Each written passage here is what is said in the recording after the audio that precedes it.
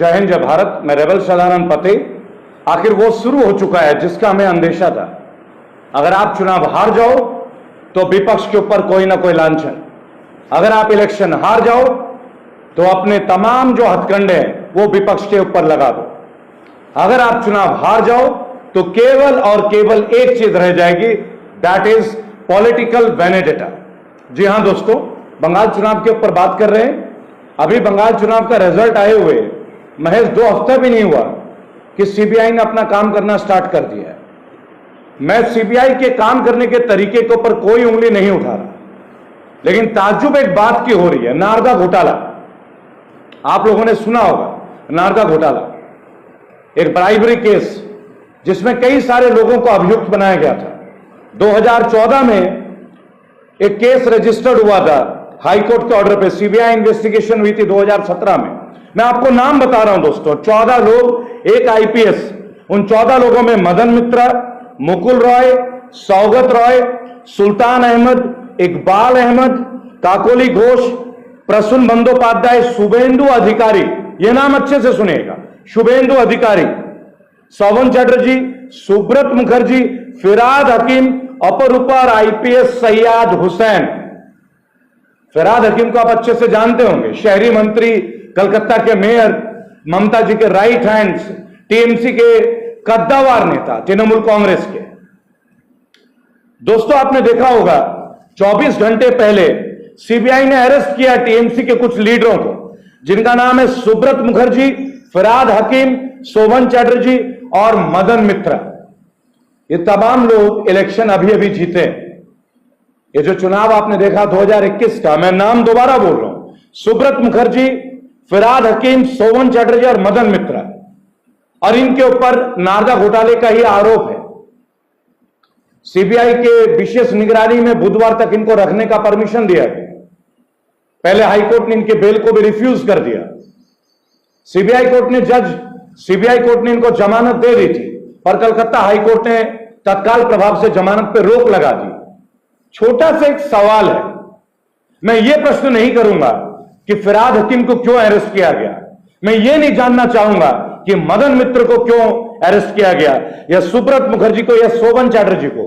मेरा केवल एक प्रश्न है कि जो ये स्टिंग ऑपरेशन हुआ था 2014 में, जब ये केस रजिस्टर्ड हुआ था, तो शुभेंदु अधिकारी और मुकुल रॉय, आपको समझना होगा, मुकुल रॉय बीजेपी के कद्दावर नेता, लेकिन ये जन्मजात नहीं है बीजेपी के लीडर। ये अभी अभी हाल फिलहाल में 1 साल पहले तृणमूल कांग्रेस से बीजेपी में आए हैं, समझना होगा आपको। और शुभेंदु अधिकारी तो जुम्मा चुम्मा 2-3 महीने हुए। शुभेंदु अधिकारी टीएमसी के कद्दावर नेता, जिन्होंने अभी ममता बनर्जी को इलेक्शन में हराया। आप समझ रहे होंगे, आप सुन रहे होंगे मैं क्या कहना चाह रहा हूं।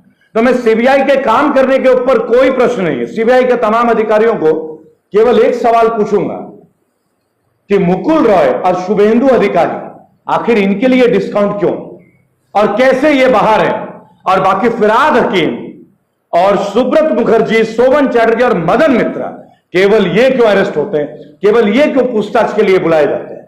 और अब तो अरेस्टेड है, अभी ऑफिशियल हो चुका है। तो क्या ये पॉलिटिकल वेनेडेटा नहीं है?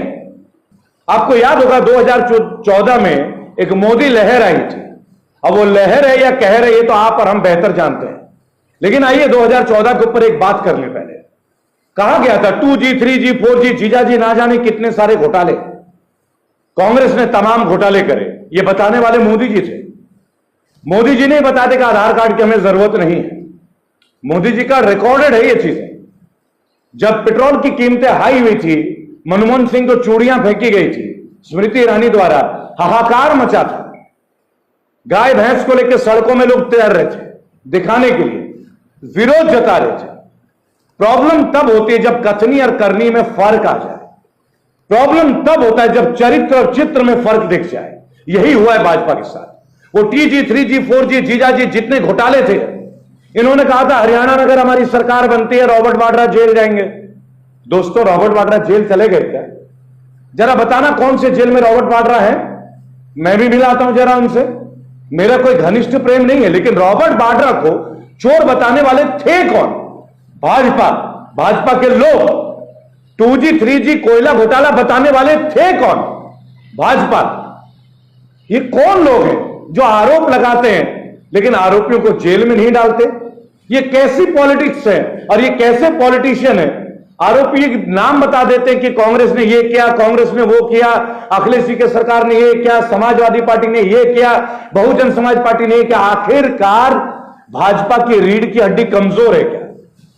ये ऐसे लोगों को जिनको ये मालूम है कि घोटालेबाज हैं, चोर हैं, ये भ्रष्टाचार में लिप्त हैं, ऐसे लोगों को भाजपा वाले अंदर जेल में क्यों नहीं डालते हैं? या इलेक्शन के पहले ही केवल बोलना जानते हैं? तो फिर क्यों ना मानहानि का मुकदमा इनके ऊपर भी दर्ज किया जाए, और क्यों ना रॉन्ग इंफॉर्मेशन का मुकदमा इन लोगों के ऊपर दर्ज किया जाए कि हम लोगों की भावनाओं से आप खेलते हैं। 1 लाख करोड़, 2 लाख करोड़, 3 लाख करोड़ का घोटाला। अरे अगर वो घोटाला हुआ है तो कहां है वो घोटालेबाज? और घोटालेबाज को छोड़ो, पहले घोटाले का रकम कहां है, कितना आपने वसूल कर लिया, हमें ये तो बताओगे। ताजा उदाहरण टीएमसी वालों के साथ है, तृणमूल कांग्रेस। अभी इलेक्शन हार गए, मुंह दिखा नहीं पा रहे हैं। अमित शाह जी ने बोला था कि हम 200 से पार सीट लाएंगे, यहां तो 100 की गिनती में नहीं आ पाए आप। कितनों की तो जमानत जब्त हो गई। बाबुल सुप्रियो हार चुके, कौन नहीं हारा? आखिरकार कौन नहीं हारा, है ना? लेकिन क्या इसका मतलब यह होगा कि देश की राजनीति अब बदले की राजनीति से चलेगी? देखिए दोस्तों, अगर फिरहाद हकीम गलत है, अगर मदन मित्रा गलत है, सजा दीजिए। लेकिन रॉबर्ट वाड्रा का क्या, जो 2014 के पहले से मोदी जी सबके सामने बोलते आ रहे हैं, हरियाणा में भाजपा बोलती आ रही है, मनोहर लाल खट्टर की सरकार बोलती आ रही है, क्यों नहीं रॉबर्ट वाड्रा जेल गए? प्रॉब्लम केवल ये हो जाती है, तब हो जाती है दोस्तों, जब हम लोग ये देखते हैं कि ये केवल एलिगेशंस लगाते हैं और हां, ये परेशान बहुत करते हैं। किसान आंदोलन शुरू हुआ तो किसानों को नोटिस, इनकम टैक्स का छापा, कोई एक्टिविस्ट कुछ बोले तो तुरंत ही उनको उठा लो। आपने उस लड़की को तो आप लोग भूले नहीं होंगे ना, टूल किट प्रकरण। लास्ट में कोर्ट ने कहा कि ये तो, पटियाला हाउस कोर्ट ने कहा ये तो निर्दोष है, इनके पास तो ऐसा कुछ भी नहीं है।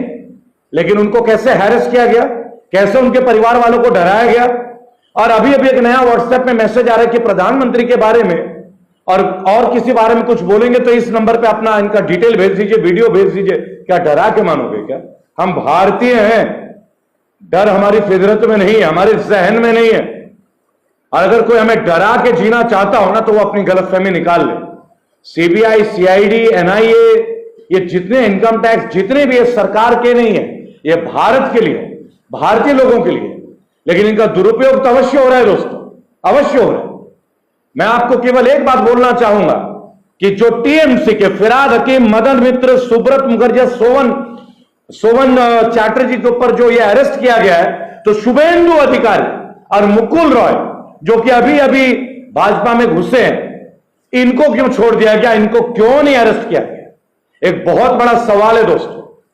अगर इस सवाल का जवाब हमें नहीं मिलता है तो हमें सीधा साधा एक जवाब मिल जाएगा कि जो भी भाजपा के विरुद्ध है और जहां भी भाजपा बीजेपी इलेक्शन हारेगी, वहां फिर सीबीआई हरकत करेगी, सीआईडी हरकत करेगी, एनआईए हरकत करेगी, इनकम टैक्स हरकत करेगी। आखिरकार ये सब हो क्या रहा है? क्या हो रहा है?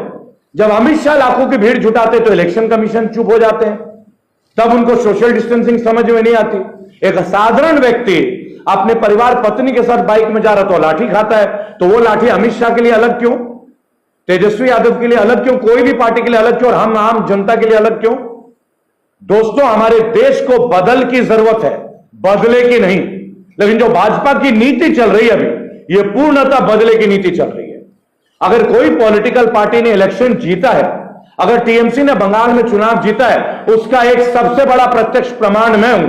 क्योंकि हां, मैं गर्व से कहता हूं कि मैंने भी टीएमसी की जीत के लिए मेहनत किया, हमने जिताया है। रेबल फाउंडेशन ने करके दिखाई, ये सब आप लोगों ने देखा है। और ये भाषण नहीं है, ग्राउंड लेवल पे 3 महीने हम थे वहां। लेकिन दोस्तों, अब जो हो रहा है, ये रिवेंजफुल एक्शन चल रहा है, और ये रिवेंज नहीं होना चाहिए।